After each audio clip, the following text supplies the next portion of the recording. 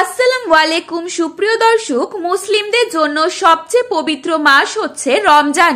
এই মাসের অপেক্ষায় থাকেন বিশ্বের সব ধর্মপ্রাণ মুসলিমরা।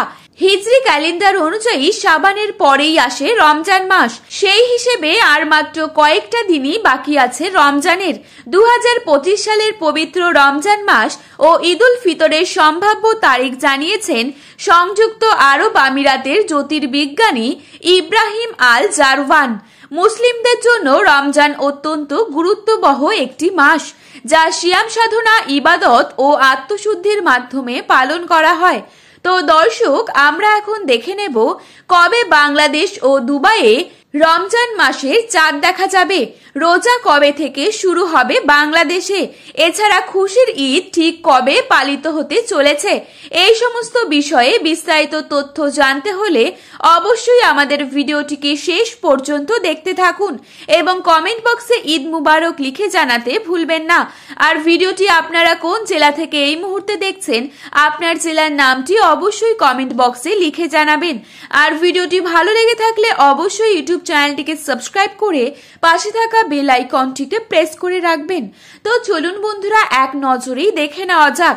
চন্দ্রবর্ষ পঞ্জিকা অনুযায়ী আরবি বছর গণনা করা হয়।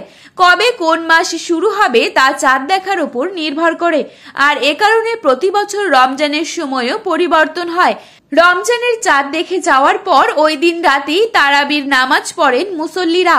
এরপর সূর্যোদয়ের আগে সেহরি করেন এবং সূর্যাস্তের পর ইফতারের মাধ্যমে রোজা পূর্ণ করেন। 2025 সালের ফেব্রুয়ারি মাসে পবিত্র রমজান মাস শুরু হওয়ার সম্ভাবনা রয়েছে।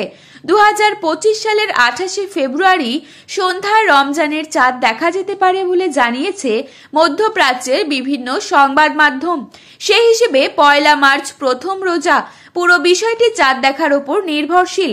সেই হিসেবে 2025 সালের রোজার ঈদ পালন করা হবে 30 মার্চ। পৃথিবীর অনেক দেশে এখনো খালি চোখে চাঁদ দেখাকেই প্রাধান্য দেওয়া হয়, বিশেষ করে মধ্যপ্রাচ্য এবং দক্ষিণ এশিয়ার দেশগুলোতে।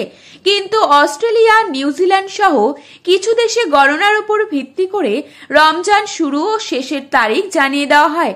সেসব দেশে খালি চোখে চাঁদ দেখার জন্য অপেক্ষা করা হয় না। তো বন্ধুরা, ভিডিওটি এই পর্যন্তই। ভিডিওটি ভালো লেগে থাকলে অবশ্যই লাইক, কমেন্ট এবং আপনার প্রিয়জনদের কাছে শেয়ার করতে ভুলবেন না।